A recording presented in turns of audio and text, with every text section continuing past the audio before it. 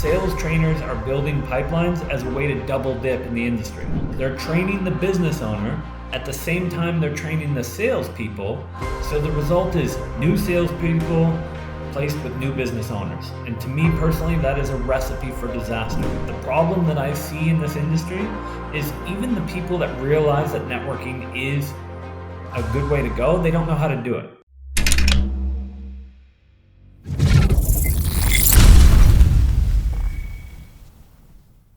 So maybe you're thinking about transitioning into remote sales, or maybe you're already in remote sales and you're looking for a new opportunity. Well, there's 4 ways to land a job in remote sales, but of course, online marketers and trainers are only typically discussing 2.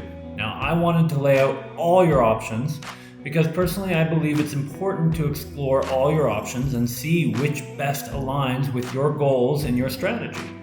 And so I want to make sure you're using your time as effectively as possible. So let me know in the comments section which strategy you plan on using and which strategy you've used in the past to land your most recent job. So the key here, you want to give yourself every opportunity to land the best job possible.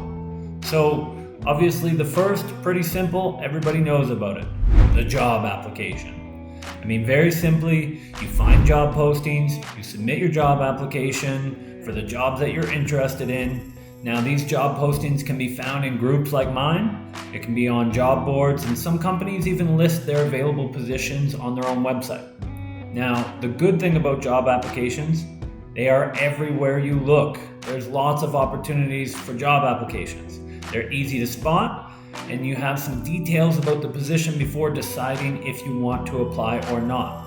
Now, the challenging thing with job applications, they are everywhere you look, which means you're going to be faced with a lot of competition. There's a lot of people putting their name in the hat. Now, the average job posting, you'll see somewhere up to 300 applicants on one job posting. So it makes it a little bit more difficult to stand out. And also, nowadays, a lot of companies aren't equipped to be able to handle that many applications. So they use a software that eliminates 95% of the applications right off the bat based on keywords. So in some cases, your application won't even be seen by a real human being. Now, the second strategy, recruiters and pipelines. Recruiting and pipeline have become very popular in the last, I would say, year and a half.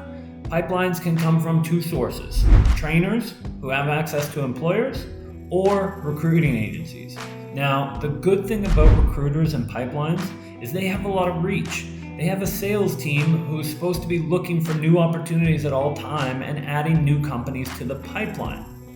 The good thing about recruiters, in my opinion, is you gain access to multiple opportunities at once.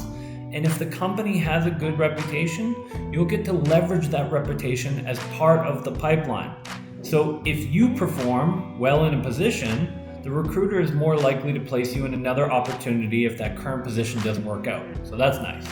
The challenging thing with pipelines and recruiters, similar to the challenge with job applications these days, there are just way too many people in some of these pipelines and not enough job opportunities for everyone. Now also, they tend to be highly competitive, and recruiters are there to serve their clients. That's who pays them, that's who their priority is to. So they get paid to place people. That's their number 1 priority. It's not to make sure that you get the best fit in your dream job. The other negative thing that we're seeing with pipelines is that sales trainers are building pipelines as a way to double dip in the industry. And what I mean by that is they're training the business owner at the same time they're training the salespeople. So the result is new salespeople placed with new business owners. And to me personally, that is a recipe for disaster. Now, we are seeing lower income potential, less proven sales process, and you become more of an experiment than a valued piece of the puzzle. The third strategy, probably my favorite, networking. So when I first started in UCM, networking was not even being mentioned at all by any trainers in the industry. Their approach was basically to send people to my group and then have them apply for jobs and do some cold outreach. That was about as far as it went. But when you have 14,000 people all implementing that same generic strategy, you start to run into problems. Now, networking, in my opinion, is the best way to reach that 6-figure income in this industry. You remove a lot of the competition and having to jump through the hoops of job applications and the wishing and hoping and waiting. In fact, 70% of the top job opportunities in this industry go to people who have already had that existing relationship with the employer or hiring manager. Now, the key word being relationship. The problem that I see in this industry is even the people that realize that networking is a good way to go, they don't know how to do it. Basically, they want a job, so they go ask everybody for a job. That is not networking. Sending out a bunch of intro videos to strangers is not networking. Networking is about making deeper connections and building strong relationships within your industry.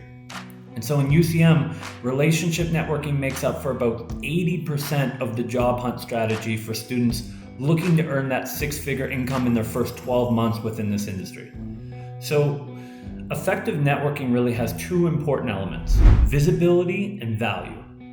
In summary, all that means is people need to know you exist and they need to value your existence in some way. Now, the challenging part about networking is really the mental challenge behind it. There's a world out there where everyone wants instant gratification and is impatient when it comes to producing results. So it's been a challenge for me getting people to commit to investing in building a strong network. And finally, last but not least, referrals. Referrals are by far the number one source of new hires in this industry, not even close, and no one's talking about it.